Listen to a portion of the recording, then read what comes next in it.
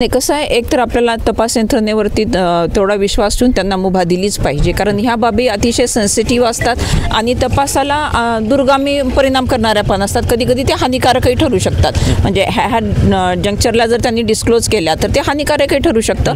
त्याच्यामुळे जोपर्यंत तपास यंत्रणा म्हणते आहे की हे आम्ही करतो आहोत, तोपर्यंत आपल्याला तपास यंत्रणेवरती विश्वास ठेवून त्यांना हे करू द्यायलाच पाहिजे.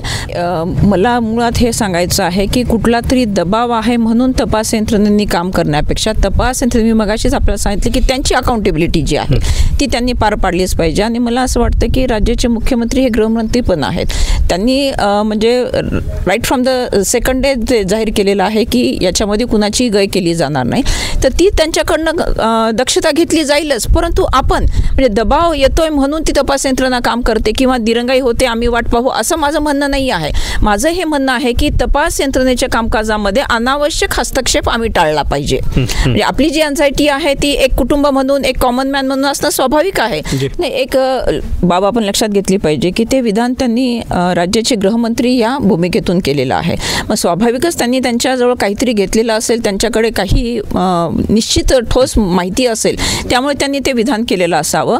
त्यामुळे प्रथमदर्शनी, मी वारंवार हा शब्द प्रयोग करते आहे की प्रथमदर्शनी एखाद्या विरुद्ध आरोप आहेत किंवा एखाद्या विरुद्ध आरोप नाहीत म्हणून एखाद्याला आरोपीच्या पिंजऱ्यात उभं करणे किंवा एखाद्याला त्याच्यापासून सुटका देणे, यापेक्षा वस्तुस्थिती काय आहे हे पडताळून पाहणं गरजेचं आहे. यासाठी तपास होणं गरजेचं आहे. तपासाला अवधी बाकी असताना 2 दिवसात तपास सुरुवात झाली नव्हती ठीक पद्धतीनं, तरीसुद्धा त्यांनी क्लीन चिट देऊन टाकली. म्हणजे त्यांना नेमकं काय माहीत होतं असाच प्रश्न उपस्थित केला. म्हणूनच मी म्हणते की ते राज्याचे गृहमंत्री आहेत, त्यांनी निश्चितच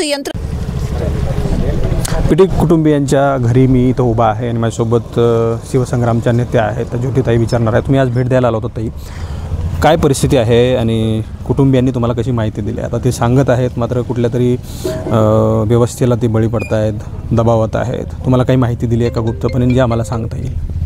नाही, कुटुंबीय एकतर प्रचंड दुःखात आहे, त्याचबरोबर ते तणावातही आहे आणि ते स्वाभाविक आहे की एखाद्या त्यांच्या तरुण मुलीचं असं अकाली जाणं आणि तेही आत्महत्या ही त्या कुटुंबाला पचवता न येणारी गोष्ट आहे. आणि त्यामागची जी प्रथमदर्शनी कारणं ती उघड करत आहेत ती खरोखरच चिंताजनक आणि आपल्याला कुठल्याही सुजाण व्यक्तीला ती विचार करायला भाग पाडणारी आहे. आणि याच्यामध्ये प्रथमदर्शनी ज्या गोष्टी बाहेर येत आहेत, ज्या आपण मीडियाच्या माध्यमातून पाहिल्या किंवा कुटुंबीय जे सांगते त्याच्यामधनं असं दिसतंय की ही प्रशासनाच्या पातळीवरची पराकोटीची अक्षम्य बेपर्वाई आणि असंवेदनशीलता याचा तो परिपाक आहे. त्यामुळे या कुटुंबाला हे असं वाटणं स्वाभाविक आहे की आमच्या मुलीचा हकनाक बळी गेलेला आहे आणि आपणही काही अंशाने त्याच्याशी सहमत व्हायला हरकत नाही. परंतु जसजसा पोलीस तपास अतिशय काटेकोरपणे आणि निपक्षपणे पुढे जाईल तसतशा अधिक बाबी मला वाटतं त्याच्यामध्ये ते उघड होतील. प्रशासनाकडून काही दिरंगाई केली जाते का? चौकशीमधून काही दिरंगाई केली जाते का? जसे विरोधक, त्या सत्ताधाऱ्यांचे विरोधक जसे आरोप लावत आहेत किंवा कुठल्या तरी माणसाला वाचवण्यासाठी ह्या सगळ्या गोष्टी केल्या जातात, पोलीस प्रशासनाच्या लोकांकडून वेळीच दखल घेतली गेली नाही असं सगळं सांगितलं जातं. म्हणजे आता कुटुंबियांनी पण जे सांगितलं ना की तिने या बाबतीमध्ये म्हणजे तिला जो काही पोलिसांकडनं त्रास होत होता त्या बाबतीमध्ये तिने कन्सर्न DYSPकडे तक्रार अर्ज केलेला होता. तिला मेडिकल सुप्रिटेंडंटकडनं जो काही त्रास होत होता त्या अनुषंगाने तिने त्यांच्या इकडे ॲप्लिकेशन केलेलं होतं. मग ती CSनी काय इन्क्वायरी कमिटी लावली. ह्या सगळ्या ज्या गोष्टी आपण बघतो ना, तर याच्यामध्ये म्हणजे एखादी गोष्ट, एखादी घटना किंवा एखादी तक्रार आल्यानंतर त्या तक्रारीचं निराकरण कसं केलं गेलं पाहिजे अचूकपणे ते झाल्याचं दिसून येत नाही. म्हणजे समजा तिने DYSPकडे तक्रार केलेली असेल तर त्या DYSPकडच्या त्या तक्रारीच्या अनुषंगाने DYSPनी काय कारवाई केली, संबंधित त्यांच्या कर्मचाऱ्यांविरुद्ध, त्यांच्या स्टाफ विरुद्ध ॲलिगेशन्स असतील तर त्या ॲलिगेशन्सच्या अनुषंगाने त्यांनी काय केलं हे जोपर्यंत पुढे येत नाही तोपर्यंत आपल्याला तिच्या तक्रारीमध्ये तथ्य होतं असंच मानण्यासाठी परिस्थिती आहे. म्हणून मग आता हे पोलीस प्रशासनाने समोर येऊन खुलेपणानं सांगितलं पाहिजे ना की त्या तक्रार अर्जांवरती काय कारवाई करण्यात आली होती. CSनी जर एखादी इन्क्वायरी कमिटी लावली तर ती इन्क्वायरी कमिटी कशासाठी लावण्यात आलेली होती, तिच्या तक्रारीवरती काय कारवाई केलेली होती, हे सगळं त्या प्रशासनाने सांगणं म्हणजे हे त्यांचं ज्याला आपण म्हणतो ना की अकाउंटेबिलिटी, डिपार्टमेंटल अकाउंटेबिलिटी आहे तर ती त्या डिपार्टमेंटनी पार पाडलीच पाहिजे. तोवर सामान्य नागरिक म्हणून आम्हाला असंच वाटेल की प्रशासन सध्या आरोपीच्या पिंजऱ्यात आहे. प्रशासनानं सांगितलं म्हणजे त्यांच्यावर प्रश्न सवाल केले जात आहेत की मेडिकल रिपोर्ट अजून का नाही आले, संबंधित आरोपींचे आणि पीडित मयत झालेल्या व्यक्तीचे CDR अजून तपासल्याने ते बाहेर आले नाहीत. ते असं उत्तर सांगतात की गुप्तसाठी म्हणजे आम्हाला तपासाला काही अडथळे होऊ नयेत म्हणून सांगत नाहीत, मात्र नातेवाईकांना ते सांगत नाहीत, ह्याकडे कसं बघा? नाही, कसं आहे, एक तर आपल्याला तपास यंत्रणेवरती तेवढा विश्वास ठेवून त्यांना मुभा दिलीच पाहिजे, कारण ह्या बाबी अतिशय सेन्सिटिव्ह असतात आणि तपासाला दुर्गामी परिणाम करणाऱ्या पण असतात. कधी कधी ते हानिकारकही ठरू शकतात. म्हणजे ह्या जंक्चरला जर त्यांनी डिस्क्लोज केल्या तर ते हानिकारकही ठरू शकतं.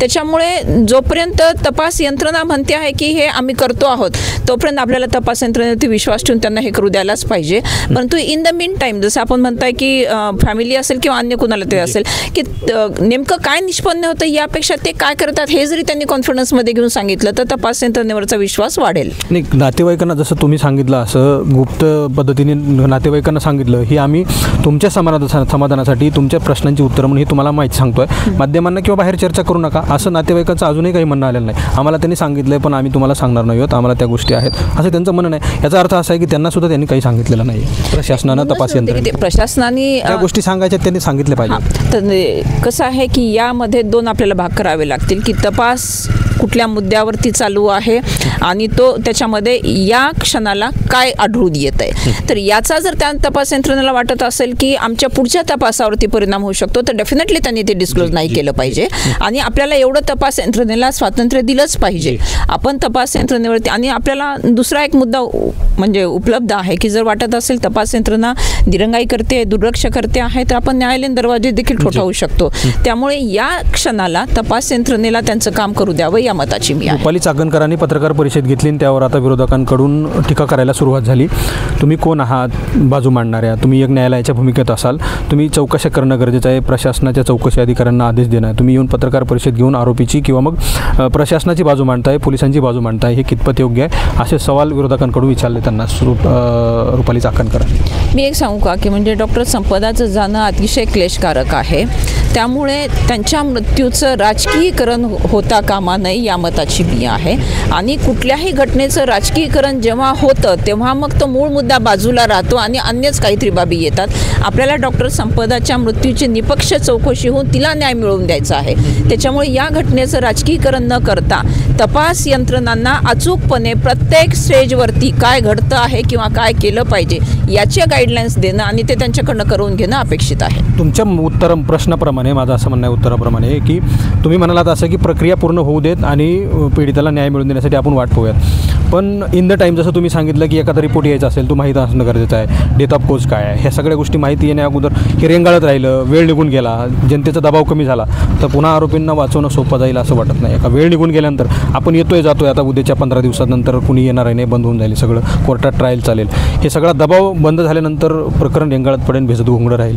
नाही, मला मुळात हे सांगायचं आहे की कुठला तरी दबाव आहे म्हणून तपास यंत्रणेनी काम करण्यापेक्षा तपास यंत्रणेने मगाशीच आपल्याला सांगितलं की त्यांची अकाउंटेबिलिटी जी आहे ती त्यांनी पार पाडलीच पाहिजे. आणि मला असं वाटतं की राज्याचे मुख्यमंत्री हे गृहमंत्री पण आहेत, त्यांनी म्हणजे right from the second day जाहीर केलेलं आहे की याच्यामध्ये कुणाची गय केली जाणार नाही. तर ती त्यांच्याकडनं दक्षता घेतली जाईलच. परंतु आपण म्हणजे दबाव येतोय म्हणून ती तपास यंत्रणा काम करते किंवा दिरंगाई होते आम्ही वाट पाहू असं माझं म्हणणं नाही आहे. माझं हे म्हणणं आहे की तपास यंत्रणेच्या कामकाजामध्ये अनावश्यक हस्तक्षेप आम्ही टाळला पाहिजे. म्हणजे आपली जी अँझायटी आहे ती एक कुटुंब म्हणून, एक कॉमन मॅन म्हणून असणं स्वाभाविक आहे, परंतु त्याच्यामुळे तपास यंत्रणेच्या कामकाजामध्ये हस्तक्षेप होतोय का हे देखील आम्ही काळजीपूर्वक पाहिलं पाहिजे. आणि ते जर आपल्याला टाळता येत असेल तर तपास लवकर होईल आणि आपल्याला अभिप्रेत त्या दिशेने जर तो होत नाही आहे असं दिसलं तर तपास यंत्रणेच्या व्यतिरिक्त मी म्हटलं जशी एखादी आपल्याला न्यायालयामध्ये जनहित याचिका करता येऊ शकतं. हल्ली न्यायालय अनेक गोष्टींची स्वतःहून दखल घेतं. जर न्यायालयाने सुमोटो दखल नाही घेतली आपण एखादी PIL दाखल करू, पण आपली अकाउंटेबिलिटी काय आहे ते डॉक्टर संपदांना न्याय मिळवून देते आणि त्यासाठी आपण शेवटपर्यंत प्रयत्न करू. फडणवीसांनी दुसऱ्याच दिवशी येऊन तिथं सांगितलं किंवा मला जराही पोसटची प्रयत्न काही कल्पना असे मी कार्यक्रमाला आलो नसतो आणि त्यावरून एक अर्थ लावून टाकला की मग फडणवीसांनी त्यांना कोणी खासदार असतील ज्यांच्यावर आरोप आहेत निंबाळकर यांना क्लीन चिट देऊन टाकली. मी याबद्दल काय सांगायचं नाही, एक बाब आपण लक्षात घेतली पाहिजे की ते विधान त्यांनी राज्याचे गृहमंत्री या भूमिकेतून केलेलं आहे. मग स्वाभाविकच त्यांनी त्यांच्याजवळ काहीतरी घेतलेलं असेल, त्यांच्याकडे काही निश्चित ठोस माहिती असेल, त्यामुळे त्यांनी ते विधान केलेलं असावं.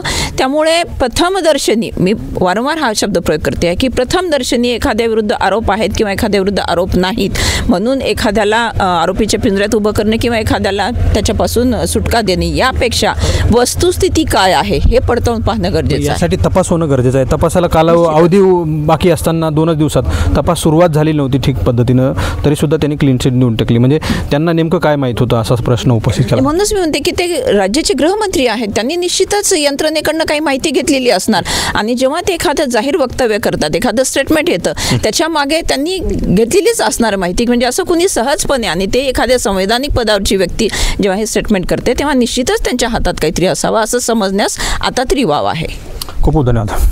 तर इथं भेटायला आल्यानंतर ज्योतिताईंनी सांगितलं की बाबा या प्रकरणामध्ये मूळ त्यांचे 2 मुद्दे मला या ठिकाणी नमूद करायचे आहेत की तपास यंत्रणेमध्ये अनावश्यक हस्तक्षेप व्हायला नको, तपास यंत्रणेला तितका पाहिजे तितका वेळ दिला पाहिजे. मात्र तपास यंत्रणेनेसुद्धा काही कालावधीमध्ये काही गोष्टी दाखवायच्या, जे माध्यमाला असतील, पब्लिक डोमेनमधले असतील, कुटुंबियांना असतील, कोणाला वरिष्ठ लोकांना सांगायचे असतील, माध्यमात येऊन सांगायचं असतील, या सगळ्या काही सांगितल्या पाहिजेत. मात्र तपासांमध्ये काही अडथळा निर्माण होऊ नये यासाठी राजकीय लोकांनीसुद्धा त्यामध्ये अनावश्यक हस्तक्षेप करू नये. आणि त्याच्यानंतर या सगळ्या गोष्टीमध्ये आपण वाट पाहूयात की या प्रकरणामध्ये संपदांना न्याय मिळून द्यायचा, याच्यामध्ये कुठं राजकारण होता कामा नये आणि त्यासाठी आम्ही प्रयत्न करू असं इथं ज्योतिताईंनी सांगितलं.